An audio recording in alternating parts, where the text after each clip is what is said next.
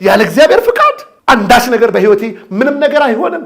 አትፍሩ አለ እግዚአብሔር። ከፈራችሁ አይቀር እሱን ፍሩ። እዚሁ ማርቆስ ወንጌል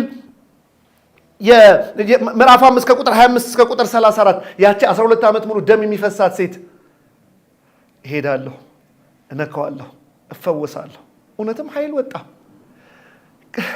ሰዎች ከሚርቁት ሰዎች እንዳትነካቸው እንዳይረክሱ ከሚርቁት ይልቅ ኢየሱስ ውስጥ ያለ የመፈወስ አቅም ይበልጣል። ወዳጆች ደጋግሜ ነው የምናገረው። አትፍሩ፣ ሰው አትፍሩ፣ ሁኔታ አትፍሩ፣ አጋንንት እንዳትፈሩ፣ በሽታን እንዳትፈሩ። ግን አንዳንዴ ሰዎች ሲዝቱ፣ ግን አንዳንዴ ሁኔታው፣ ግን አንዳንዴ የበሽታ አቅም እንደው ዝም ብለን በቃ እንመጻደቅ ምናምን እያለን ኖ አትፍሩ ያለን ጌታ የሚያስፈራ ሲቹዌሽን እኮ ስላለ ነው። ግን ከሚያስፈራው በላይ እንደ ቀላል ባላየውም ሲቹዌሽኑን ከሚያስፈራው በላይ ግን የበረታ ወዳጅ አለኝ፣ አባት አለኝ፣